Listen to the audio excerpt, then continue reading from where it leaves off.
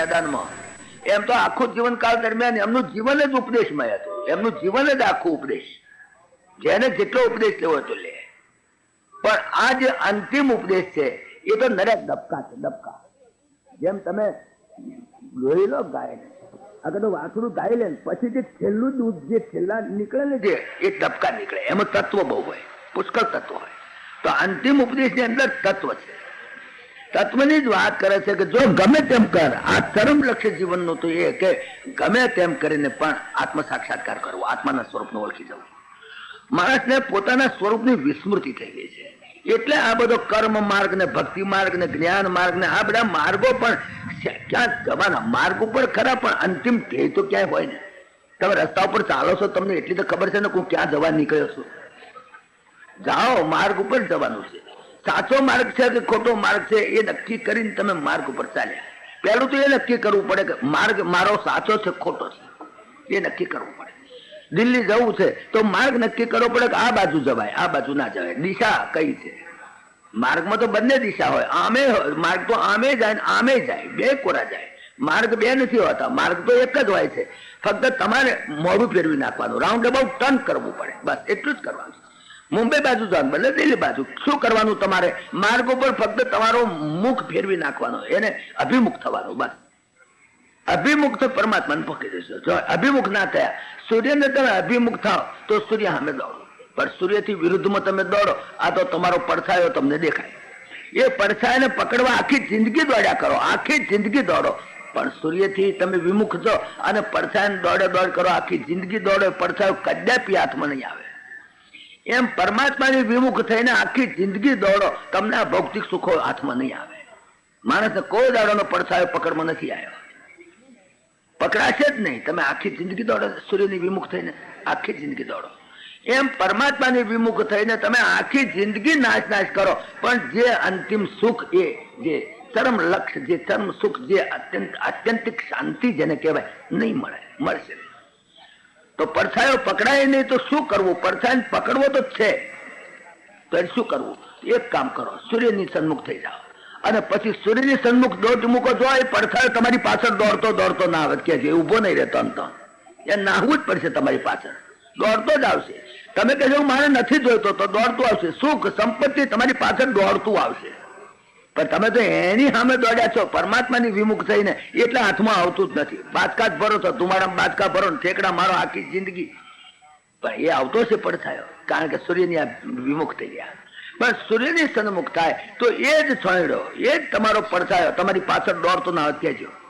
કે પડછાયો એમ નહીં કે હું ભરું, તમે જાઓ ભગવાનને મળો, સૂર્યનારાયણને મળો. અરે સૂર્યનારાયણ મળો તો તમે પરમાત્માની સન્મુખ થાવ, તમારી પાછળ સુખ સંપત્તિ બધું જો ના આવે કહેજો, બધું જ આવશે. અરે ઢગલા બંધાવશે કે સંપત્તિનો માલિક છે, સુખનો માલિક છે, સામર્થ્યનો માલિક છે, રિદ્ધિઓ સિદ્ધિઓનો માલિક છે, અને એની સામે દોડો. બસ આ જ વાત મુદ્દાની અહીંયા આગળ ધર્મ લખી કહેવા માંગે છે. બાકી માર્ગ તો ઘણા માર્ગ તો બતાવે. ભાઈ દિલ્હી જવું તો કયો માર્ગે જવું? ભાઈ 3 માર્ગ છે. કાં તો તમે બ્રોડગેજમાં જાઓ, બ્રોડગેજમાં જાઓ તો વડોદરા થઈને ઇન્દોર થઈને એ બધા સ્ટેશન જુદા આવશે.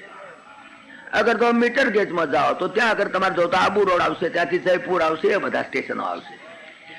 અગર તો નહીં તો કારમાં જાઓ, બીજું શું રોડ માર્ગે જાઓ. કોઈ બી 3 માર્ગમાંથી જે તમને અનુકૂળ હોય એ પસંદ કરો. કર્મ માર્ગ, અગર તો જ્ઞાન માર્ગ, અગર તો ભક્તિ માર્ગ.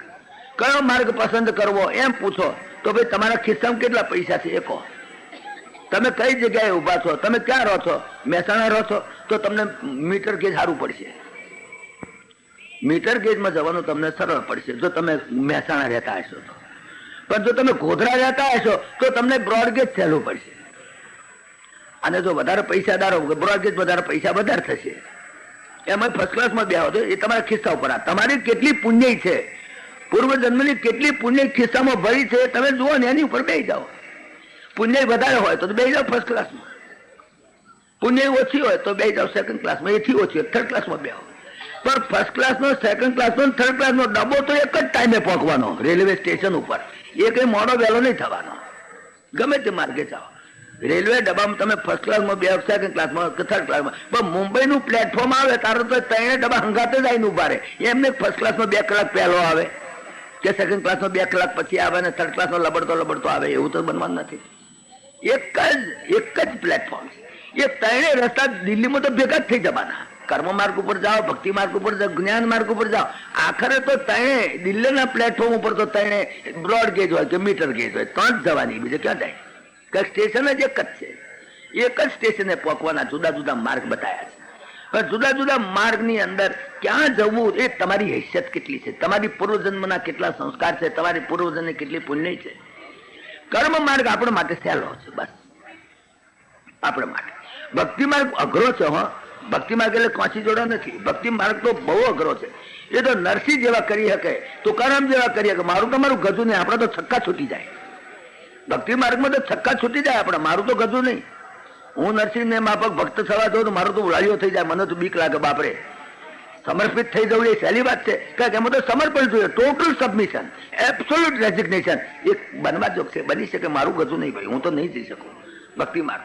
અને જ્ઞાન માર્ગ તો પરમાત્માની કૃપા થાય ને હજારો જન્મે. બહુનામ જન્મ નામ અંતે જ્ઞાનવાન માન પ્રપદ્યતે વાસુદેવ સર્વમિતિ સમહાત્મા સુદુર્લભ.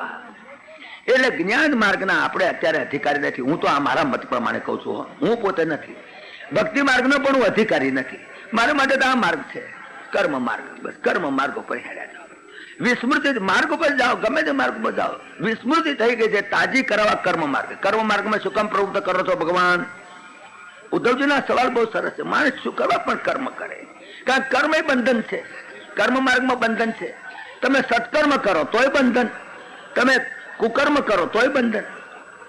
તમે સત્કર્મ કરો તો હોનાની હોકળ, તમે કુકર્મ કરો તો લોખંડની હોકળ. પણ હોકળ તો ખરી, બંધન તો છે. તો મહારાજ કર્મ માર્ગમાં તો બંધન છે કે બંધન ભલે રહ્યું, ભલે રહ્યું, તું તારે મેં હે બંધન એક દાડો છૂટી જશે. પણ તું તારે કર્મ માર્ગમાં જ પ્રવૃત્ત થા. તું કહું ના હું તો કર્મ નહીં કરું. અર્જુને કહ્યું મારે કર્મ નથી કરવું, ક્ષત્રિય નથી મારે થવું ને મારે નથી યુદ્ધ કરવું. ભગવાન એને ધમકાયો બરાબરનો 18મા અધ્યાયમાં એવો ધમકાયો, યદ અહંકાર આશ્રિત્ય નયોત્સે ઇતિ મન્યસે. તું તારા મનમાં અહંકાર રાખતો હોઉં કે હું સંન્યાસી થઈ ગયો, સાધુ થઈ ગયો, મહાત્મા થઈ ગયો, આ પણ એક તારો અહંકાર છે. કે જોઈ લે મેં સંન્યાસ લઈ લીધો, જોઈ લે મેં કર્મ માર્ગમાંથી નિવૃત્ત થઈ ગયો, જો મેં ક્ષેત્ર સંન્યાસ લઈ લીધો, એ પણ એક અહંકાર છે તારો. યદ અહંકાર માશ્રિત્ય નયોત્સે ઇતિ મન્યસે મિથ્યા એષ વ્યવસાય છે. કારણ કે પ્રકૃતિ સ્વમ નિયોક્ત છે. તને તારી પ્રકૃતિ ધક્કા મારી કરાવશે, તારી પ્રકૃતિ તને કરાવશે. તું નહીં કરું તો, તું કર્મ નહીં કરું તો કરાવશે. કારણ કે સ્વભાવ જઈને કૌંતે નિબદ્ધ સ્વૈન કર્મણા કર્તુમ નેચ્છસી યન મોહાત. તું મોહ બેસીને કર્મ કરવાની ના પાડે છે, પણ કરી શેસી, તું કરી શેસી અવશોપિસા, પરાણે કરવું પડશે. તું ક્ષત્રિય બચ્યો છું, તું કદાચ તું સંન્યાસ લઈને જતો રહીશ, સાધુના લુગડા પહેરીશ અને હાથમાં એકલી ફક્ત એમને કશું લીધા વગર ચાલ્યો જઈશ, પણ ઝાડની તો બેઠો હોઈશ અને જો ઉપરથી ચકલું ચરક્યું ને તારી ઉપર તો ફટ તું બાણ, કારણ તારું લોહી ક્ષત્રિય નતું, તારી પ્રકૃતિ સ્વામ નિયોગ થશે, તરત બાણ મારી દઈશ. તારે નહીં ચાલ્યું રહેવાય. તારી પ્રકૃતિ સ્વભાવ છે ને કૌંતેય નિબદ્ધ સ્વેન કર્મણા કર્તુમ નિચ્છસી યન મોહાત કરીષ્યસી અવશોપિસા.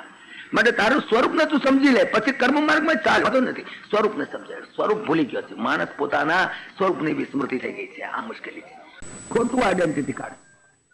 તમે છગનભાઈના દીકરા છો, ખોટું આઈડેન્ટિટી કાર્ડ. તમે બ્રાહ્મણ છો, ખોટું. તમે પુરુષ છો, તમે સ્ત્રી છો, તમે ઇન્ડિયન છો, તમે અમેરિકન છો, આ બધા તમારા ખોટા આઈડેન્ટિટી કાર્ડ લઈને ફરો છો. તમારું સાચું આઈડેન્ટિટી કાર્ડ ખોવાઈ ગયું છે. માણસને પોતાનું અસલ જે સ્વરૂપ છે એની વિસ્મૃતિ થઈ ગઈ છે. એક માણસ સૌરાષ્ટ્રમાં રહેતો હતો અને કઈ ફરવા નીકળ્યો કે ચાલો ઇન્ડિયાની ફરી આવો, આખું ઇન્ડિયા ફરી આવો. ફરતે ફરતે કઈ ઉત્તર હિન્દુસ્તાનમાં ગયો, ત્યાંથી કાશ્મીર બાજુ ગયો, ત્યાંથી ફરતે ફરતે લખનઉ ગયો, ત્યાંથી દિલ્હી ગયો, ત્યાંથી ફરતો ફરતો આમ નીકળી ગયો, ક્યાં તો છેક કલકત્તા સુધી પહોંચી ગયો. કલકત્તામાં ટ્રેનમાં મુસાફરી કરતો હતો અને કોન્ટેન્ટ શું થયું, કંઈક એવો કંઈક બહાર લબડ્યો હશે કે ગમે તે કંઈક થોંભલો ભટકાયો. થોંભલો ભટકાયો એમાં થઈ ગયો બ્રેન હેમરેજ. બ્રેન હેમરેજમાં બીજું કશું વાગ્યું કર્યું નહીં, લોહી નીકળ્યું નહીં, કશું નહીં, પણ એક આંચકો આવી ગયો અને એની અંદર પોતાનું પોતે કોણ છે વિસ્મૃતિ થઈ ગઈ. બસ ભૂલી ગયો, બીજું કશું નહીં. ખાય પીવે, શરીર સારું, બીજું કશું ઘા પડ્યો નથી, કઈ નહીં, ફક્ત અથડે થાંભલો એમાં બ્રેન હેમરેજ થઈ ગયો. બ્રેન હેમરેજ થઈ ગયું એટલે પોતે કોણ છે ભૂલી ગયો. પછી બધા ફરે ખરો, અરે ફરે, બધું ખાય પીવે બધું, પણ પૂછે ભાઈ તમે કોણ છો ખબર નથી, તારો બાપ કોણ છે ખબર નથી, તું કયા ગામનો છું ખબર નથી. આવા માણસને શું કરવું? અને ગમે ત્યાં ખાઈ લે, ગમે ત્યાં કદાચ ગુનાહિત કૃત્ય કરે, એવું કરે. કારણ કે એને પોતાનું સ્વરૂપનું ભાન ભૂલી ગયો છે. એટલે ગમે તેવા સ્વરૂપનું ભાન ભૂલે તો જ માણસ પાપ કર્મ કરે, નહીં તો નહીં કરે. જ્યાં સુધી સ્વરૂપનું ખ્યાલ રહેશે ને તો તમે પાપ કરવા ધારશો તો નહીં કરી શકો, નહીં કરી શકો. તમે સમજી ગયા હું કોણ છું, પછી તમે નહીં કરો પાપ. પછી તો પાપ કૃત્ય પણ કરે. કારણ બ્રેન એમરેજ થઈ ગયું છે. દરેક જીવાત્માનું આ બ્રેન એમરેજ છે. એ ઉદ્ધવજીને સમજાવવા માંગે. બ્રેન એમરેજ પોતાના સ્વરૂપની વિસ્મૃતિ થવી એ જ બ્રેન એમરેજ કહેવાય. બીજું કઈ બ્રેન એમરેજ છે ભાઈ? તો આ માણસ ભૂલી ગયો. પછી તો એને ખાવું એટલે કકનું એને ખાવા જ મંડી પડે. એને એમ ખબર નહીં કે આ કોકનું છે, ના ખવાય, કશું નહીં. જો માણસને પોતાના સ્વરૂપનો ખ્યાલ રહેતો તો તરત સમજી જાય કે આ પાપ ના થાય, આ ખોટું થાય. પણ ભૂલી ગયો પોતાના સ્વરૂપને. પછી તો ગુનાહિત કૃત્ય કર્યા. થોડા પોલીસે પકડીને મેજિસ્ટ્રેટમાં રજૂ કર્યો, ભાઈ આ જો આ માણસ ગુનાહિત કૃત્ય કરે છે. મેજિસ્ટ્રેટે પૂછ્યું, ભાઈ તો કોણ શું? કશું બોલે નહીં. એટલે પણ તારો બાપ કોણ, તારી માં કોણ, કશી ખબર નથી. બ્રેન એમરેજ થઈ ગયું છે. આપણને ખબર નથી કે મારી માં કોણ. આપણે તો આ પેલા છે જે પંચમા ભૌતિક શરીરો, એના શરીરો કે આ મારી માં, ના મારો બાપ. ગયા જન્મમાં એક કૂતરો હતો, કૂતરી હતી, એને મા બાપ કહેતા હતા. એની પેલા ભૂંડણ ને ભૂંડણ હતો, એને મા બાપ કહેતા હતા. હાથો મા બાપ કોણ છે ભૂલી ગયા, એટલે રખડીએ. તો પેલા ને કહ્યું તું કયા ગામનો છું, કે ખબર નથી. અરે તારી છે, અરે કયા ગામનો છે. હવે આ તો આને છૂટો ના મુકાય. છૂટો મૂક્યો તો કઈક બીજું કઈક ઊંધું છતું કરે. હવે શું કરવું? મેં સેટે વિચાર કર્યો કે એમ કરો, મનોવૈજ્ઞાનિક પાસે લઈ જવાને. પછી તો મનોવૈજ્ઞાનિકો છે, ડોંગરી મહારાજ જેવા, મોરારી બાપુ જેવા, પાસે લઈ જવો પડે કે ભાઈ લઈ જાઓ. અર્જુન ને લઈ ગયા કૃષ્ણ પાસે. મનોવૈજ્ઞાનિક ઊંચી જાતનો. કૃષ્ણ થી વધારે કોઈ મનોવૈજ્ઞાનિક છે ને દુનિયામાં. અર્જુન ને બ્રેન હેમરેજ થઈ ગયું હતું. શું કરવું? સ્વરૂપ ભૂલી ગયો. તો લઈ ગયા મનોવૈજ્ઞાનિક પાસે. મનોવૈજ્ઞાનિકે ચેકઅપ કર્યો. ચેકઅપ કરીને કહ્યું ભાઈ આને બ્રેન હેમરેજ થઈ ગયું છે, એટલે વિસ્મૃતિ થઈ ગઈ છે કે તાર જરા ખસી ગયો છે, બીજું કશું થયું નથી. તાર સ્ક્રૂ ઢીલો થાય એટલે પચી ગયો. સ્ક્રૂ ઢીલો કરતા કેટલી વાર, અને ટાઈટ કરવો હોય તો પરમાત્માને કેટલી વાર. અને સ્ક્રૂ ઢીલો થઈ ગયો છે ને ભૂલી ગયો છે. હવે એનો ઉપાય કઈ? કે ઉપાય એક છે, તમે એમ કરો, એને ગાડીમાં બેહાડી, ટ્રેનમાં બેહાડીને બધે ફેરવો, બારી આગળ બેહાડજો. ફરતે ફરતે ફરતે ફરતે ફેરો કરજો. એ જયારે એનું ગામ આવશે, જયારે એનો કઈ એને કઈ અણહારો થશે કે તરત એને બધું યાદ આવી જશે. તરત યાદ આવી જશે. પેલા કહે કેટલું ગાડીમાં ફેરવો? કે ફેરવો આખા ઇન્ડિયામાં. 4 પોલીસ વાળા જોડે રાખ્યા, એને બેહાડ્યો, ગાડીમાં ફેરવે, બસ બારી આગળ બેહાડે. પેલો બારીમાં બહાર જોયા કરે, બધું જોયા કરે.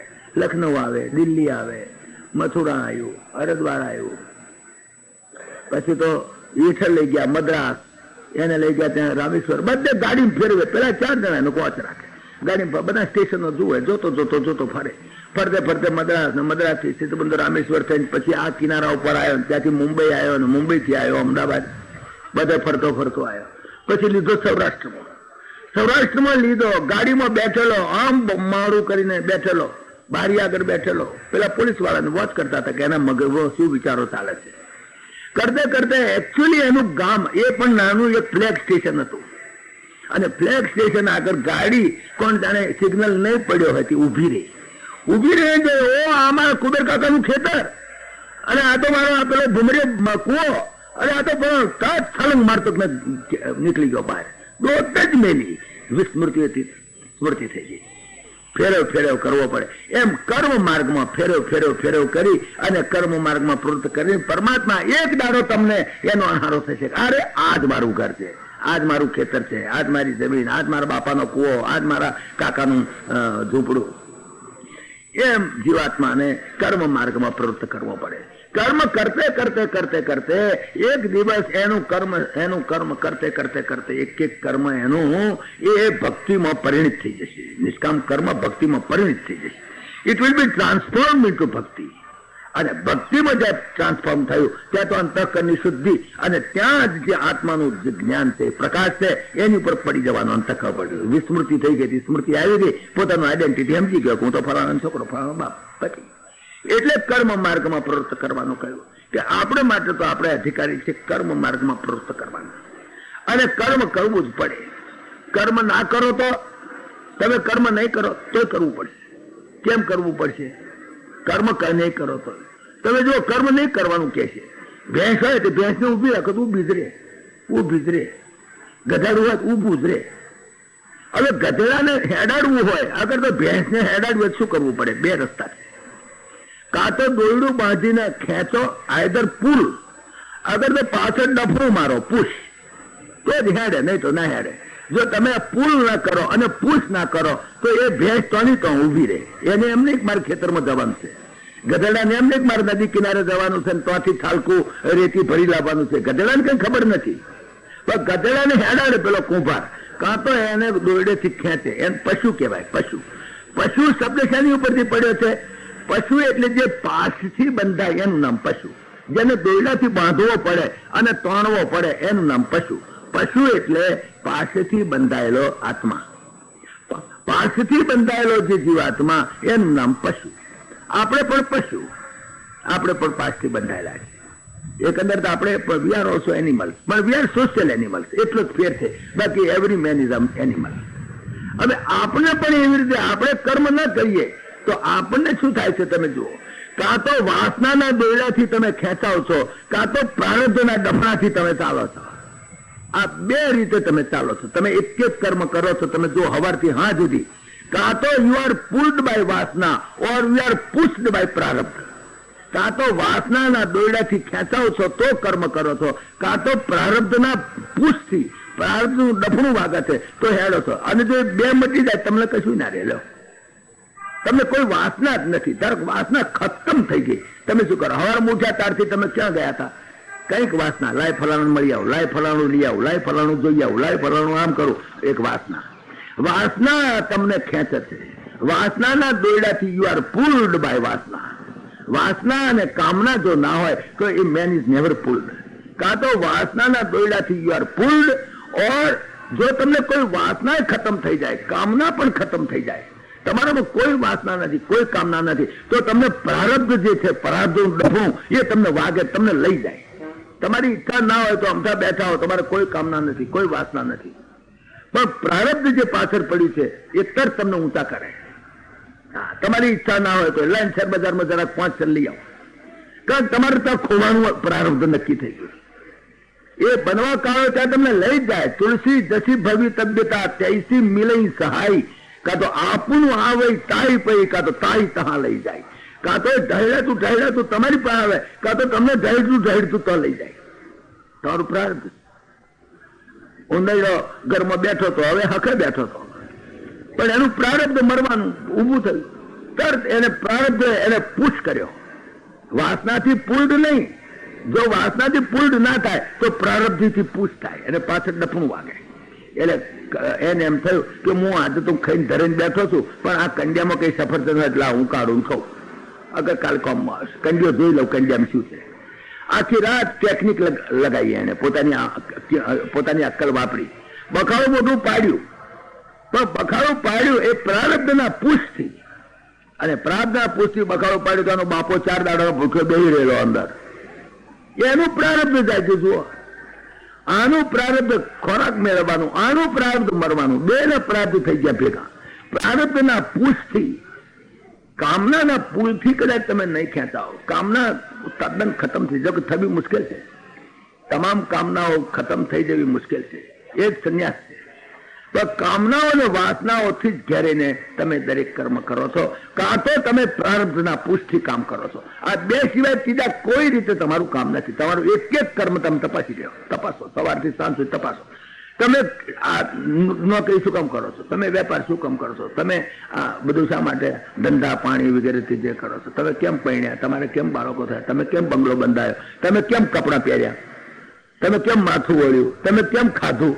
જે જે કર્મ કરો છો, કાં તો તમે વાસનાથી ખેંચાઈને પુલ્ડ બાય વાસના, ઓર અધરવાઇઝ પુશ્ડ બાય પ્રારબ્ધ.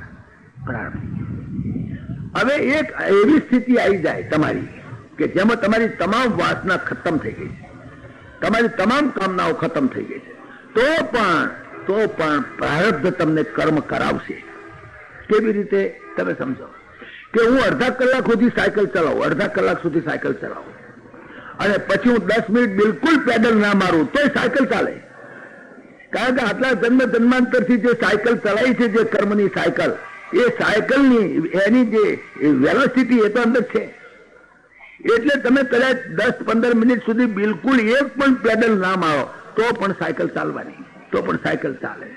તમારી કામના ખતમ થઈ જાય તો પણ જે પૂર્વ જન્મના સંસ્કારો, જે અનેક જન્મના સંસ્કારોનું જે એને જે પુશ મળેલો છે એ પુશ અત્યારે પુશ ના કરો, પેડલ ના મારો તો ચાલે, સાયકલ ચાલે, ચાલવાની. એટલે પ્રારબ્ધમાં તો ચાલવાનું. હવે સાયકલ તમે જયારે ચલાવતા હો તે વખતે જો સાયકલ ઢાળમાં લીધી ને તો સાયકલની સ્પીડ વધી જવાની. જો એ સંસાર બાજુ, કારણ સંસાર ઢાળ બાજુ છે, એ સાયકલ એમને એમ સીધી ચાલશે તો થોડો વખત ચાલીને ઉભી રહી જશે, તો ચાલીને ઉભી રહી જશે. થોડા કર્મ તો કરશે જ. જેમ મેં તેના દાખલા પર સ્વિચ બંધ કરી દો તો થોડી વાર તો પંખો ચાલવાનો. રામકૃષ્ણ પરમહંસે એની સ્વિચ બંધ કરી દીધી તો પણ એનું થોડી વાર તો જીવન ચાલે, મરી ના જાય. કામના વાસના ખતમ થઈ જાય, માણસ મરી નથી જતો. જ્યાં સુધી એની સ્પીડ છે ત્યાં સુધી એ ચાલવાનો. પછી ધીમે ધીમે ધીમે ધીમે ઉપરામ થઈ જવાનો, બંધ થઈ જવાનો પંખો. પણ જ્યાં સુધી જ્યાં એ ઇલેક્ટ્રિસિટીનો પ્રવાહ વહેતો હતો ત્યાં સુધી તો પંખો બરાબર ચાલતો હતો. તમે સ્વિચ બંધ કરી દીધી એટલે પ્રવાહ વહેતો બંધ થઈ ગયો, પણ જે અંદર જે પેલી શક્તિ ગયેલી છે એ તો થોડોક વખત ચાલવાની કે નહીં ચાલવાની? પંખો થોડી વાર ચાલે. તમે કહો મેં સ્વિચ બંધ કરી, પંખો કેમ ચાલે? ચાલશે, પણ એ ચાલશે પણ ધીમે ધીમે ધીમે પછી બંધ થઈ જવાનો, બંધ થઈ જવાનો, ઉપરામ સ્થિતિ પામી જવાનો. પણ એ જો સાયકલ તમે અત્યાર સુધી અડધા કલાકથી ચલાય કરી છે, એમાં સ્પીડ આવી છે, વેલોસિટી આવી છે, એ તમે સાયકલને પેડલ મારવાનું બંધ કરો તો પણ સાયકલ તો થોડી વાર ચાલવાની જ, 1-2 જન્મે ચાલવાની, જ્યાં સુધી પેલી સ્પીડ અંદર ભરેલી છે ત્યાં સુધી. હવે ધારો કે તમે ચાલતે ચાલતે તમે ઢાળ બાજુ ગયા તો તમે સાયકલને પેડલ ના મારો તો એની સ્પીડ વધવાની. એમ તમારા જીવનની સાયકલ જો સંસાર બાજુ, જો ઢાળ બાજુ ચાલી તો સ્પીડ વધી જવાની, તો સ્પીડ વધી જવાની. તો સંસાર બાજુ સાયકલ જે છે એ સાયકલને જો તમે ટેકરા બાજુ ચલાવો, પરમાત્મા બાજુ ચલાવો તો એની સ્પીડ કટ થઈ જાય, ઝડપથી કટ થઈ જાય. તો પરમાત્મા બાજુ જાઓ ત્યાં આગળ તમારું જે જન્મ મરણની સાયકલ ચાલે છે ને સાયકલ બંધ થઈ જાય, 5 મિનિટમાં જ ખતમ થઈ જાય. આ જન્મ મરણની સાયકલ છે, એ સાયકલને તમે ચલાવી છે, તમે પેડલ મારીને ચલાવી છે, અને હજુ આ જન્મમાં પેડલ માર કરો છો પાછા. આ જન્મમાં પાછા પેડલ માર કરશો, ઉભી રહે કેવી રીતે? એ તમારા કર્મ ખતમ થાય કેવી રીતે? એટલે પેડલ મારવાનું બંધ કરી દો. પેડલ મારવાનું બંધ કરો એટલે કામનાઓ ને વાસનાઓ જો ખતમ થઈ જાય પછી ભલે સાયકલ ચાલતી, પ્રારબ્ધનો પુશ ભલે આવતો, પણ કર્મનો જે વાસના ને કામનાનો પુલ છે એ બંધ કરી દો. કામનાઓ અને વાસનાઓથી ઘેરાઈ અને માણસ કામ કરે, કાં તો પ્રારબ્ધથી ખેંચે, પ્રારબ્ધના ડપણા ખાઈને, જેમ ગધેડું કાં તો દોરડાથી પુલ કરો, કાં તો પાછળ ડપણાથી પુશ કરો તો જ ચાલે, ભેંસ તો જ ચાલે. માણસને કર્મમાં પ્રવૃત્ત થવાનું આ જ કારણ છે. કર્મમાં પ્રવૃત્ત માણસ થાય છે અને ત્યાં પછી એ ફસાય છે. કારણ કે સત્કર્મ કરે તો બી હા કરે અને કુકર્મ કરે તો બી હા કરે. પેલી લોડાની હા કરશે, પેલી છે સોનાની સાકર. તમે સુપાત્ર દાન કરો તોય તમે હોનાની હોકળમાં આવી ગયા, તમે કુપાત્ર દાન કરો તો લોડાની હોકળમાં આવી ગયા. સુપાત્ર દાનાત ભવે ધનાઢ્યો. તમે ખૂબ દાન કર્યા, તમે શું થશો? આવતા જન્મમાં ધનાઢ્ય થઈ જવાના. સુપાત્ર દાનાત ભવે ધનાઢ્યો ધન પ્રભાવેન કરોતિ પુણ્યમ. અને પછી ધન થયું એટલે વધારે પુણ્ય કરવાના, વધારે પુણ્ય કરશો એટલે વધારે ધન થશે, વધારે ધન થશે એટલે વધારે પુણ્ય કરશો. વળી એ સાયકલ હેડા જ કરવાની. તો પાત્ર દાનાત ભવે ધનાઢ્યો ધન પ્રભાવેણ કરોતિ પુણ્યમ પુણ્ય પ્રભાવન સુરલોકવાસી પુનર્ધનાઢ્યો પુનરેવ ભોગી પુનર્ધનાઢ્યો પુનરેવ ભોગી. આ ઘંટી હેડી, આ હવળી ઘંટી હેડી. પણ ઘંટી તો ખરી, પીસાવું તો પડે. હવળી ઘંટી હેડી. સુપાત્ર દાનાત ભવે ધનાઢ્યો ધન પ્રભાવેન કરોતિ પુણ્યમ પુણ્ય પ્રભાવાન સુરલોકવાસી પુનર્ધનાઢ્યો પુનરેવ ભોગી પુનર્ધનાઢ્યો પુનરેવ ભોગી. અને કુપાત્ર દાન કરો તો કુપાત્ર દાનાત ભવે દરિદ્રો દારિદ્ર દોષેણ કરોતિ પાપમ પાપ પ્રભાવાન નરકમ પ્રયાતિ પુનર્દરિદ્રો પુનરેવ પાપી. આ અમની ઘંટી હેડી.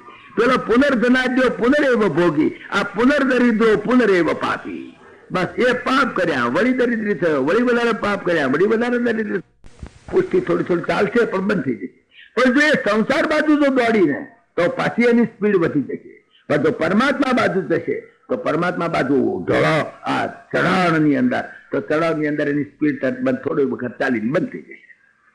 આ કર્મનો સિદ્ધાંત સમજાયો છે કે કર્મને બરાબર સમજી લો અને કર્મ માર્ગમાં પ્રવૃત્ત થશે એ કર્મ જ પરમાત્મા પ્રીત્યર્થે કરો. ચઢાવ બાજુ, ચઢાણ બાજુ તમે સાચલન લો એટલે શું કે ભગવત પ્રીત્યર્થે કર્મ કરો, ભગવત પ્રીત્યર્થે કર્મ કરો, નિષ્કામ ભાવે કર્મ કરો. આવા નિષ્કામ ભાવ કર્મ કરવા એ જરા બહુ અઘરું સમજવાવું છે. ઘણા સવાલો પૂછાય છે કે નિષ્કામ કર્મ કેવી રીતે થઈ શકે. પહેલી વાત તો એ કે કોઈ કામના ના હોય તો માણસ કર્મ કરે જ શું કરવા. નિષ્કામ કર્મ કેવી થાય? ભગવાને કેવી કેવી વાતો કરી છે. ઘણી વખત ઘૂંચવાડો થાય, આપણે પેરાડોક્સિકલ લાગે. ભગવાન કહે છે કર્મ કરો પણ ફળમાં તમારો અધિકાર નહીં. હવે આ વાત કઈ ગળે ઉતરે એવી વાત છે. કર્મ કરું ફળ ના મળે એવું કેવું? પરમાત્મા એક મહાવાક્ય છે ભગવદ્ ગીતાનું, કર્મની અધિકાર હશે માં ફલે શું કર્યા છે. કર્મ કરવામાં તારો અધિકાર છે, ફળ ભોગવામાં તારો અધિકાર નહીં. એટલે શું? એટલે કે 30 દાડા નોકરી કરવામાં અધિકાર, પહેલા પગાર લેવામાં તારો અધિકાર નહીં. એવો કયો મૂર્ખો જ નોકરી કરે? દુકાન ચલાવવામાં તારો અધિકાર પણ નફો લેવામાં તારો અધિકાર નહીં. એવો કયો બેવકૂફ હોય તો ભાઈ કરે? કર્મ કરવામાં તારો અધિકાર અને ફળ ભોગવવામાં તારો અધિકાર નહીં એમ ભગવાન કહે શું સમજીને કહેતા છે? એવું કહેતા છે કોઈ દાડો કે નોકરી કરો પગાર નહીં લેવાના? કેમ નિષ્કામ કરો? કેમ નિષ્કામ ભાવ કર્મ કરો? મારે નોકરી કરું પગાર નહીં જોઈતો.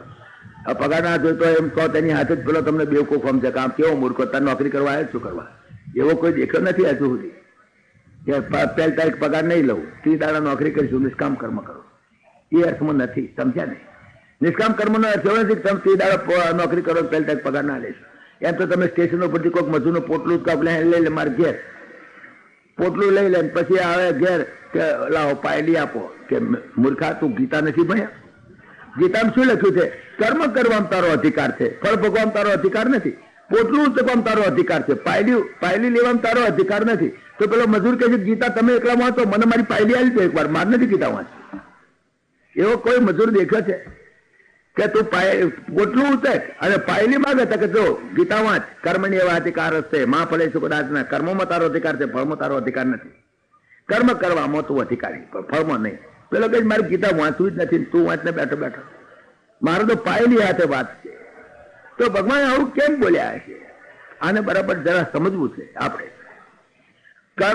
કર્મની એવા અધિકાર હશે, કર્મ કરવામાં તો અધિકાર તારો અધિકારી શું? તો અધિકારી કોને કહેવાય? જે સ્વતંત્ર ડિસિઝન લઈ શકે એને અધિકારી કહેવાય. જે સ્વતંત્ર, આપણે ઓફિસમાં જઈએ ભાઈ અધિકારી કોણ છે? બીજા હું તો કારકુન છું ભાઈ, સાહેબને પૂછો એ કેમ કરવાનો. પેલા સાહેબને ભાઈ મોટા સાહેબ જે છે અધિકારી ડિસિઝન લઈ લે. અધિકારી કોને કહેવાય? જે સ્વતંત્ર હોય, જે સ્વતંત્ર રીતે પોતે ડિસિઝન લઈ શકે એનું નામ અધિકારી કહેવાય. ભગવાન કહે છે કર્મ કરવામાં તું અધિકાર છે, તારો અધિકાર છે, તું અધિકારી છું, તું સ્વતંત્ર છું. કર્મ કરવામાં તું બિલકુલ સ્વતંત્ર છું, તારે જે કરવું એ કર, પણ માં ફલે શું. પછી ફળ ભોગવવામાં તું સ્વતંત્ર નથી, ત્યાં તું પરતંત્ર છું, ત્યાં તારું નહીં ચાલે. કર્મ કરવામાં તું અધિકાર, તારો અધિકાર, તને છૂટ, તારે જે કરવું એ કર. તારે સજ્જન થવું તો થા અને તારે દુર્જન થવું તો થા, તને કોઈ ના પાડતું નથી. તારા ખર્ચે હિસાબે જોખમે, at your risk and cost you can be દુર્જન ઓલ્સો. તમારે દુર્જન થવું હોય તો થાવ, તમારા ખર્ચે હિસાબે જોખમે, પણ એનું ફળ ભોગવવાની તૈયારી રાખજો. પછી એમાં તમારો અધિકાર નથી, એમાં તમારો સત્તા નહીં ચાલે, એમાં તમે પરતંત્ર છો. કર્મ કરો, સજ્જન થવું સજ્જન થાવ, દુર્જન થવું દુર્જન થાવ, ભૂસકા મારવા ભૂસકા મારો, ઊંઠાથી નેઠા પથરા, પણ ટોંટીઓ ભાગે એની તૈયારી તમારે રાખવાની. તમને કૂદવાની છૂટ છે. ભૂસકા મારને સુરસાગરમાં અત્યારે પડવું હોય કોઈ મને રોકીએ કેમ નથી? બોલો, પડી જાઉં. ગમે તેટલા ધ્યાન રાખો ને, પોલીસ વાળા રાખો, ગમે તે રાખો, હું કોઈ વાત જ ના કરું ને કે હું સુરસાગર જઈને પડવાનો છું, વાત કરું તમે પોલીસ વાળા રાખો. સોનો મોનો હાથવીને અત્યારે જવું, મારે અમદાવાદ નહીં જવું, હવે સીધા તો જ જવું, સુરસાગર જઈને પડો. તો તમારામાંથી કોઈ વકીલ એમ છે પછી તમે છાપામાં વાંચો એ જુદી વાત છે કે પછી કરતા પછી ખબર પડે કે ભાઈ પેલા પડ્યા. પણ હું સ્વતંત્ર છું. સુરસાગરમાં પડવા માટે મને પૂરી સ્વતંત્રતા છે, મનુષ્યની હોય સ્વતંત્રતા, બીજે ક્યાંય નથી. બીજી કોઈ એની સ્વતંત્રતા નથી. ગધેડું કોઈ મન નહીં થાય કે સુરસાગરમાં પડું, કોઈ ધક્કો મારી પાડે જુદી વાત છે. ભાઈ એમ વિચાર નહીં કરે, ઘેરથી નહીં નીકળે કે હે સુરસાગર જઈને પડું. ગધેડાને કોઈ અરે ગધેડાને કે ઘોડાને કે એને આપઘાત કરવાની પણ સ્વતંત્રતા નથી. જયારે મનુષ્ય એ સ્વતંત્રતા છે, આપઘાત કરવાની પણ મનુષ્યની સ્વતંત્રતા છે. તમે સ્વતંત્ર છો, જે કરવું એ કરો, આપઘાત પણ કરી શકો. કોઈ ગધેડાને મન થાય મારે આપઘાત કરો છો નહીં કરી શકાય. તે રીતે કરે બિચારો, કારણ કે he is controlled by nature. by intuition. Animals are controlled by nature, while you are the controller of nature. તમે પ્રકૃતિના માલિક છો, જ્યારે એ પ્રકૃતિની ગુલામી છે. એટલે પ્રકૃતિ એની કાળજી રાખે છે. એટલે પ્રકૃતિ એની બહુ કાળજી રાખે છે. એને કંઈક ખાવાનું હોય, એને ખાવું હોય તો ખરાબ નહીં ખાવા દે, પ્રકૃતિ નહીં ખાવા દે. કૂતરાને તમે રોટલો નાખો 3 વાર ઊંઘી જશે, એની પ્રકૃતિ 3 વાર ઊંઘી જશે કે આમાં નડક ના નડે, નડક ના નડે, 3 વાર ઊંઘી જશે પછી ખાય. અને ખાધા પછી જો એને લાગે કે નડે એવું છે તો ઘાસ ખાઈને ઓકી કાઢે, રાખે નહીં. પ્રકૃતિ એની કાળજી રાખે. જયારે તમને 100 રૂપિયાની કોઈ નોટ આવે વગર ઊંઘે ગુંધા મિલતા છો નહીં બેચ દેતા, એટલે ઊંઘવા તો રોકા, નડશે કે નહીં નડે. પણ સ્વતંત્ર આપણે તો વિચાર કરો, કૂતરું સમજે છે એટલે આપણે ના સમજ્યા કે આ 100 ની નોટ લઈને ગુંધા મેળ દઉં છું પણ નડશે, 2 રૂપિયા હાલવા પડશે ડાક્ટરને. નથી સમજતો માણસ. Animals are controlled by nature, while you are the controller of nature. તમે પ્રકૃતિના માલિક છો, અને પ્રકૃતિના માલિક છો માટે કંઈ તમે સ્વતંત્ર છો. તો પરમાત્માએ કહ્યું કર્મ કરવામાં તમે સ્વતંત્ર, પણ પછી ફળ ભોગવવાનું થાય તે રીતે તમે પરતંત્ર. તે કે ઓ બાપારે ના કરતા, તે રીતે ભોગવે જ છૂટકો. જખ મારીને ભોગવવું પડશે, મારીને ભોગવવાનું. કર્મ કર્યું છે તમે તો ભોગવો. તમે તો કે તમારો ભાગ્ય તો હણકા તમને મારે, બીજા કોકને મારે. ભીમ ખાય અને શકુની ઝાડા થઈ જાય, એ તો કૌરવના રાજનો કાયદો છે, રામરાજનો કાયદો નથી. એ તો કૌરવ રાજનો કાયદો છે.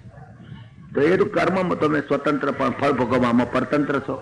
મેં પેલી ચોપડીમાં દાખલો આલ્યો છે. હું તમારે ઘેર જમવા આવ્યો, તમે તો સારી રસોઈ બનાવી, મારા માટે દૂધ પાક, પૂરીને લાડવા, ભજીયા, પૂરી બધું ખવડાવ બેઠા. હું તો ખાવા બેઠો. હું તો ખાવા સ્વતંત્ર, ગમે તે ખાઉં, મને જે ભાવે ખાવું. હું તો દૂધ પાક જ આહેડ કરું છું. તમે તો દૂધ પાક પેર કરી લ્યો, દૂધ પાક તમને બહુ ભાવે છે, લ્યો ખાઓ. તમે તો ખવડાવવા બેઠા છો, પણ એ દૂધ પાક મને માફક આવશે કે નહીં મારે ભાન રાખવાનું, તમારે ભાન નહીં રાખવાનું. એ ભાન મારે રાખવાનું. હું સ્વતંત્ર છું. મારે ખાવો જ ખાવ, ના ખાવ ના ખાવ. ભલે તમે ગમે તો લક્ષ્મણનો દૂધ પાક કર્યો, મારે વાડકી લેવો તો વાડકી જ લઉં, ના 2 વાડકા લેવા 2 વાડકા લઉં, 10 વાડકા લેવા 10 વાડકા ખાઉં. હું સ્વતંત્ર છું. અને જો હું વધારે ખાખા કરું, વધારે આહિડ કરું તો તમે તો વધારે પીરેસ કરો, તમે તો ખવડાવવા બેઠા છો. હું નરે વાલ ડુહાજ કરું તો તમે તો વાલ પીરેસ કરો, લો ખાવ વાલ, લો ખાવ વાલ. વાલ ખાવામાં સ્વતંત્ર છું, પણ પછી કલશા ભરવામાં પરતંત્ર. એમાં પછી ના ચાલે. એમ કહું કે કલશા ભરવાની વખત આવી પૈસા ભાવે મને કઈ કરો તો બહુ બધું ડાક્ટરને બોલાયેલા આવે, એકાદ ઇન્જેક્શન હાલે તો વાલની હાથે દૂધપાકે કાઢી નાખે, પછી છોડે. કર્મ કરવામાં સ્વતંત્ર છે, ફળ ભોગવવામાં પરતંત્ર છે. બસ કર્મ કર્યું કે પ્રાપ્ત બંધાઈ ગયું, અને એ પ્રાપ્ત ભોગવે જ છૂટકો. બીજો ઉપાય જ નહીં, એનો કોઈ ઉપાય નહીં. પ્રાપ્ત ભોગવે જ છૂટકો. યસ્માત યેન યથાત યદાત યત્સ યાવત યત્ર શુભાશુભમાત્મ કર્મ તસ્માત તેન તથાત તદાત તત્સ તાવત તત્ર વિધાત્રોવસાદુપૈતિ. એ તમારે પ્રાપ્ત ને ભોગવે જ છૂટકો. ભગવાન રામના બાપ ને ભોગવવો પડે, એમાં કોઈ બીજો ઉપાય ચાલે. આ વાત ભગવાન સમજાવે.